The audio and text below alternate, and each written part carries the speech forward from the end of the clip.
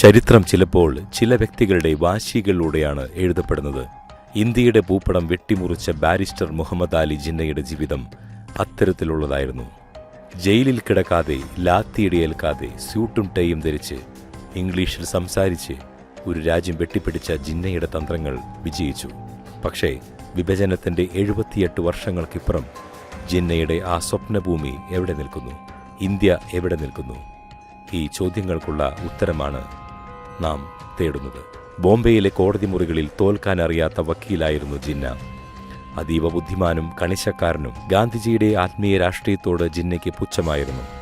ഖിലാഫത്ത് പ്രസ്ഥാനത്തിലൂടെ മതം രാഷ്ട്രീയത്തിലേക്ക് കലർത്തുന്നത് അപകടമാണെന്ന് അന്ന് ജിന്ന മുന്നറിയിപ്പ് നൽകി. പക്ഷേ പിൽക്കാലത്ത് ഇതേ മതത്തെ തന്നെ തന്റെ രാഷ്ട്രീയ ആയുധമാക്കി മാറ്റുവാൻ ജിന്നയ്ക്ക് മടിയുമുണ്ടായില്ല.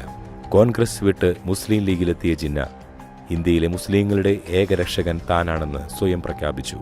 1940 ലാഹോറിൽ വെച്ച് പാകിസ്ഥാൻ എന്ന പ്രമേയം അവതരിപ്പിക്കുമ്പോൾ അതൊരു വെറുമൊരു വിലപേശലാണെന്ന് പലരും കരുതി. പക്ഷേ ജിന്ന ഉറച്ചുനിന്നു.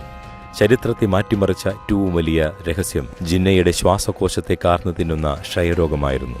ഈ വിവരം കോൺഗ്രസ് നേതാക്കളോ ബ്രിട്ടീഷുകാരോ അറിഞ്ഞിരുന്നെങ്കിൽ അവർ ചർച്ചകൾ നീട്ടിപ്പോകുമായിരുന്നു. ജിന്ന മരിച്ചാൽ പാകിസ്ഥാൻ പ്രസ്ഥാനം തകരുമെന്നും മൗണ്ട് ബാറ്റൻ പ്രഭു പിന്നീട് പറഞ്ഞിട്ടുണ്ട്.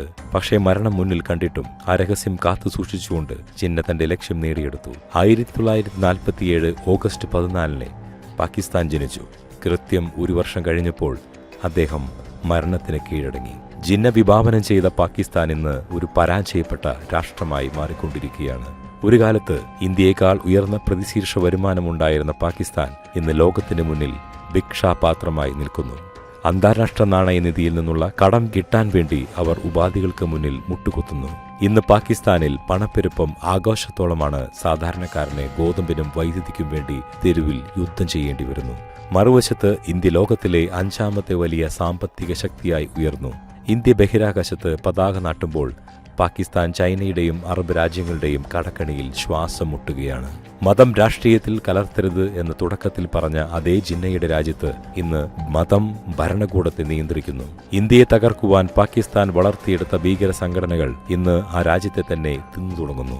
കാശ്മീരിൽ അശാന്തി പടർത്തുവാൻ ശ്രമിച്ചവർ ഇന്ന് സ്വന്തം മണ്ണിൽ തെഹ്രികെ താലിബാനെ പോലെയുള്ള TTP ഗ്രൂപ്പുകളെ ഭയന്ന് കഴിയുന്നു. പഹൽഗാം ആക്രമണം ഉൾപ്പെടെയുള്ള ഭീകര പ്രവർത്തനങ്ങൾ ഇന്ത്യക്കെതിരെ അവർ ആസൂത്രണം ചെയ്തു. പക്ഷേ പകരമായി ഇന്ത്യ നൽകിയ സർജിക്കൽ സ്ട്രൈക്കുകൾ പാകിസ്ഥാന്റെ സൈനിക വീര്യം തകർത്തു.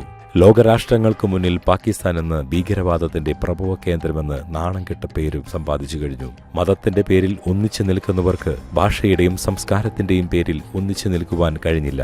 1971 പാകിസ്ഥാൻ രണ്ടായി മുറിഞ്ഞു. ബംഗ്ലാദേശ് ജനിച്ചു.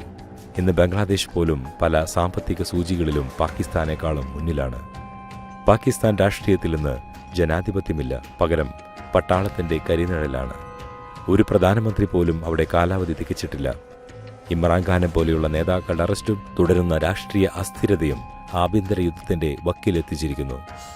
മുഹമ്മദ് അലി ജിന്ന തന്റെ മനക്കരുത്തുകൊണ്ട് പാകിസ്ഥാൻ എന്ന രാജ്യം സൃഷ്ടിച്ചു. പക്ഷേ ആ രാജ്യം കെട്ടിപ്പടുക്കുവാൻ അദ്ദേഹം ഉപയോഗിച്ച അടിത്തറ വിദ്വേഷമെന്നതായിരുന്നു. ഇന്ത്യ എന്ന ജനാധിപത്യ രാജ്യം ഐക്യത്തോടെ മുന്നേറുമ്പോൾ വിഭജനത്തിന്റെ കൈപ്പേറിയ കനികൾ പാകിസ്ഥാൻ ഇന്നും അനുഭവിച്ചു തീർക്കുന്നു. ജിന്ന അന്ന് ആഗ്രഹിച്ച ആധുനിക മുസ്ലിം രാജ്യം ഇന്നത്തെ പാകിസ്ഥാനാണോ? തീർച്ചയായും അല്ല. സാമ്പത്തികമായും രാഷ്ട്രീയമായും അധപതിച്ച ലോകരാഷ്ട്രങ്ങൾക്കിടയിൽ ഒറ്റപ്പെട്ട ഒരു ജനതയായി പാകിസ്ഥാൻ മാറുമ്പോൾ ചരിത്രം നമുക്ക് നൽകുന്ന പാഠം വ്യക്തമാണ്. വിദ്വേഷത്തിന്റെ അടിത്തറയിൽ പണിയുന്ന ഒരു രാജ്യത്തിനും അധികകാലം തലയുയർത്തി നിൽക്കുവാനാവില്ല.